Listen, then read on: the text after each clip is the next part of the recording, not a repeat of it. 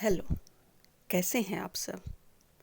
आप सबसे रिक्वेस्ट है कि आप प्लीज़ वीडियो को स्किप करके ना सुनें, इसे पूरा सुनें और जो कुछ बेहतर इस वीडियो से आपके जीवन में ऐड हो सकता है उसे ज़रूर ऐड करें, क्योंकि मेरा उद्देश्य अपने आसपास को खुश और बेहतर बनाना है। और इसी के साथ मैं आपसे एक बात और शेयर करना चाहूँगी कि यूट्यूब अपने एक एल्गोरिदम पर काम करता है। आप जितना अधिक मेरी वीडियो को लाइक, शेयर और एक अच्छा कमेंट करेंगे तो यह मेरी वीडियो को और अधिक लोगों तक पहुंचाने में मदद करेगा। आपकी सहायता से मेरी हेल्प होगी। इसी के साथ आज मैं आपके साथ नई book rich dad poor dad, जिसके राइटर हैं रॉबर्ट टी कियोसाकी, के बारे में बातें करूंगी। आज हम इस बुक के इंट्रोडक्शन के बारे में बात करेंगे। राइटर कहते हैं कि उन्हें दो पिता मिलने के कारण, और वो दोनों भी जिनकी विरोधाभासी विचारधारा थी, उससे उनके जीवन में किसी भी चीज़ को समझने और उसके प्रति चॉइस बनाने में काफ़ी सहयोग हुआ। राइटर कहते हैं कि उनके जो रियल फादर थे वो बहुत ही एजुकेटेड और इंटेलिजेंट पर्सन थे, अपने समय में पीएचडी धारक, लेकिन वित्तीय रूप से अधिक समृद्ध नहीं थे। वे मात्र एक टीचर थे, जिससे उनकी इनकम इतनी ही होती थी कि वे अपने परिवार का पेट भर सकते थे, यानी उन्हें एक सही सा जीवन दे सकते थे, इससे अधिक नहीं। वहीं उनके जो दूसरे पिता थे, जिन्होंने उनको वित्तीय रूप से कैसे समृद्ध हो इस चीज़ के लेसन्स दिए, वो अपने समय के सबसे समृद्ध व्यक्तियों में थे।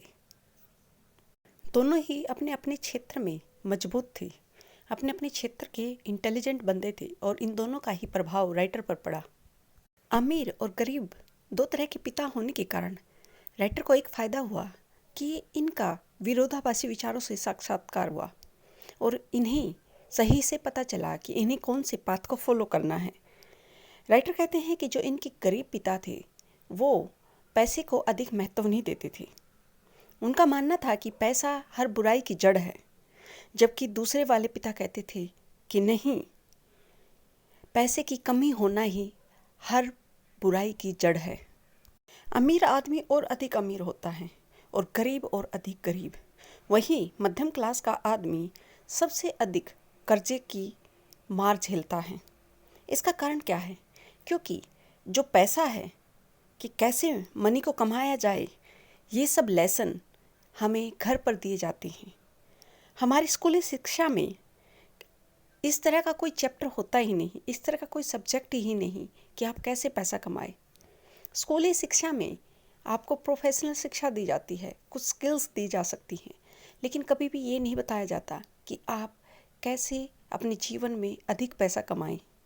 राइटर के जो गरीब पिता थे वो हमेशा उनको कहते थे कि आप कड़ी मेहनत करो, अच्छे ग्रेड्स लेके आओ स्कूल में, और अच्छे नंबरों से पास होने के बाद किसी अच्छी सरकारी या प्राइवेट कंपनी में जॉब प्राप्त करो, ताकि तुम्हें जीवन भर की सुविधाएं, जैसे कि मेडिकल फैसिलिटीज़ हैं, रहने के लिए जगह, या फिर बुढ़ापा पेंशन, ये सब चीज़ों की फैसिलिटी वहाँ मिले।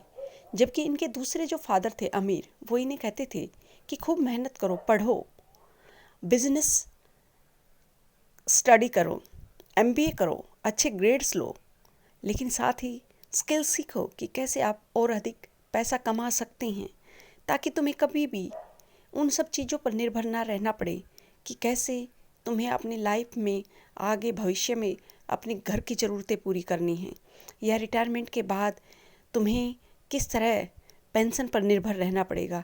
ये सब चीज़ें तुम्हारे लिए मायने ही नहीं रखनी चाहिए, बल्कि तुम्हें तो सोचना है कि तुम कितने लोगों को अपने अंडर ऐसे रख सकते हो जिनको इस तरह की सुविधाएं खुद प्रदान करोगे। इनके जो गरीब पिता थे वो हमेशा एक चीज़ कहते थे, जब भी कोई चीज़ राइटर को चाहिए तो कहते थे नहीं, ये चीज़ मैं नहीं अफोर्ड कर सकता, क्योंकि मेरी इतनी वित्तीय योग्यता ही नहीं है।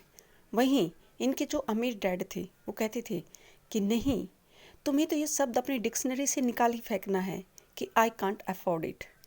ये शब्द जब तक आपकी डिक्शनरी में रहेगा तो यह आपको कभी भी कामयाब नहीं होने देगा।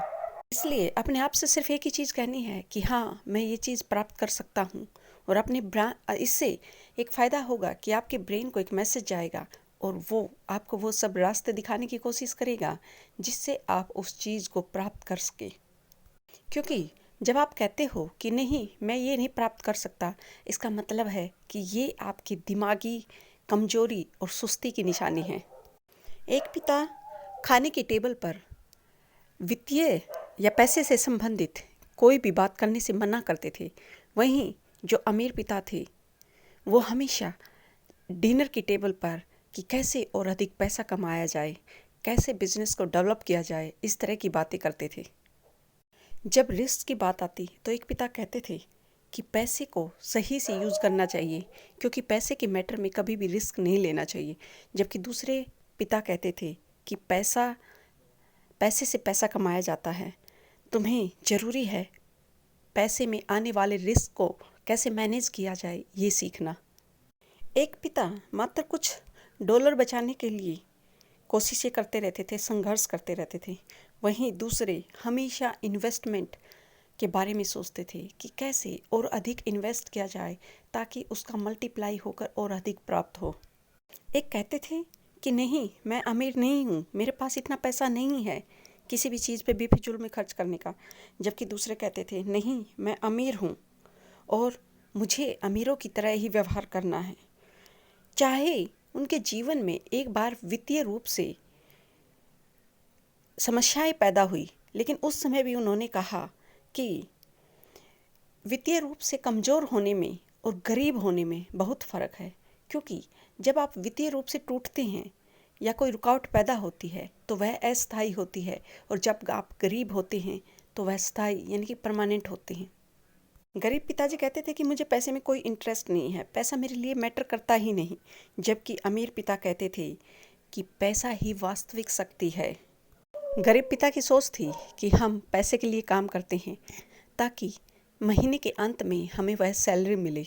जबकि अमीर पिता का कहना था कि नहीं, हम पैसे के लिए काम नहीं करते, बल्कि पैसा हमारे लिए काम करता है। मात्र 9 वर्ष की आयु में ही राइटर को यह डिसाइड करना था कि वह किसकी बातों को फॉलो करे। यहाँ राइटर रॉबर्ट फ्रॉस्ट की एक पोएम है द रोड नॉट टेकन, उसका उदाहरण देते हैं कि कैसे 2 रास्ते जंगल की तरफ जाते हैं और उनमें से किस रास्ते पर चलना है, इस चीज़ का डिसीजन लेना वो यहीं से लेते हैं।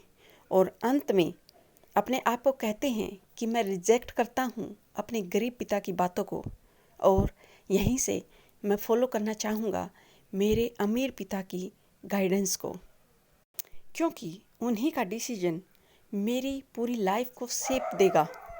और अगले 30 सालों तक राइटर के अमीर पिता ने वो 6 लेसन्स दिए जो बार बार इन्होंने अपने जीवन में रिपीट किए, और 39 की आयु तक ये काफ़ी कामयाब व्यक्ति बन पाए अपने जीवन में।